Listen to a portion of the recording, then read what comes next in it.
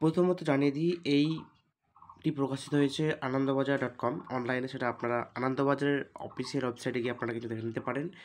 তো অবশ্যই চাকরি বাতিল, অযোগ্য তালিকার বাইরে কারা কারা ইমেল করে যোগ্যদের নাম শিক্ষা দপ্তরে পাঠিয়ে দিল এসএসসি। এরপর কি অর্থাৎ যারা যোগ্য তালিকায় রয়েছে তাদের কিন্তু নাম কিন্তু ইমেল করে কিন্তু এসএসসি তরফ থেকে কিন্তু শিক্ষা দপ্তরের কাছে কিন্তু পাঠিয়ে দেওয়া হলো।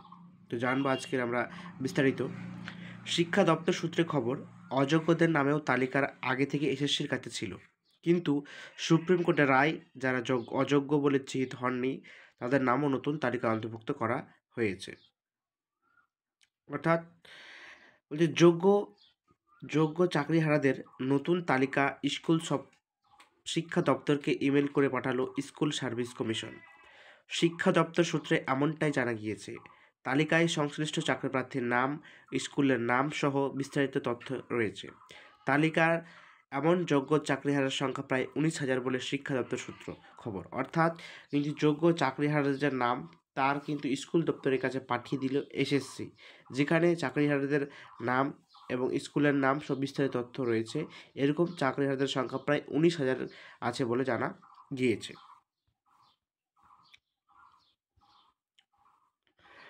কিন্তু তালিকা কেন? ওই সূত্রে খবর, অযোগ্যদের নামের তালিকা আগে থেকে এসএসসির কাছে ছিল। অর্থাৎ অযোগ্যদের নামের তালিকা কিন্তু আগে থেকেই কিন্তু বলে ছিল, কিন্তু সুপ্রিম কোর্টের রায়ে যারা অযোগ্য বলে চিহ্নিত হননি তাদের নাম নতুন তালিকার অন্তর্ভুক্ত করা হয়েছে।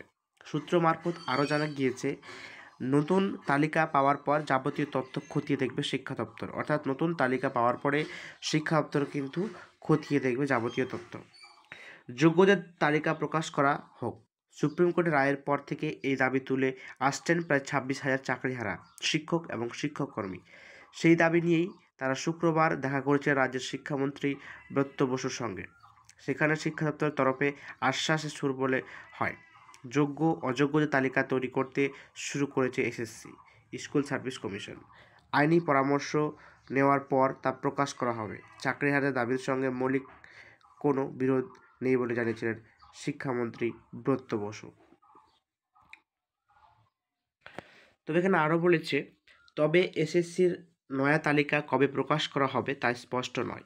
গত শুক্রবার বিকাশ ভবনে ব্রত্যর সঙ্গে বৈঠকের পর চাকরিহারাদের প্রতিনিধিরা বলেছিলেন, শিক্ষামন্ত্রীর উপস্থিতিতে এসএসসির চেয়ারম্যান জানিয়েছেন তারা যোগ্য ও অযোগ্যদের তালিকা ইতিমধ্যে তৈরি করতে শুরু করে দিয়েছেন।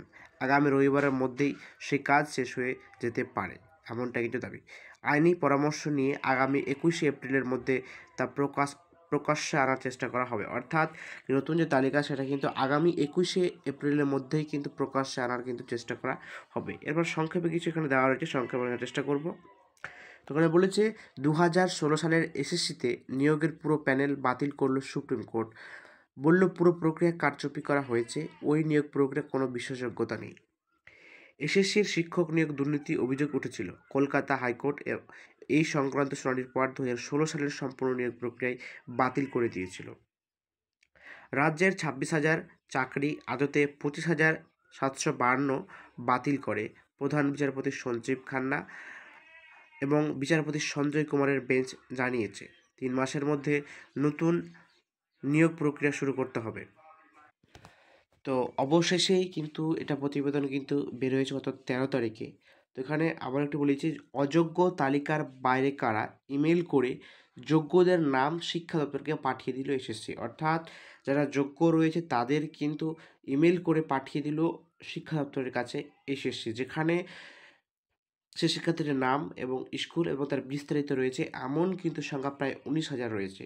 তো এই প্রতিবেদনটি পড়ার জন্য আপনারা আনন্দবাজার online.com গিয়ে আপনারা ভিজিট করতে পারেন। পুরো তথ্যটা কিন্তু এখানে দেওয়া রয়েছে অনলাইনে প্রতিবেদনে।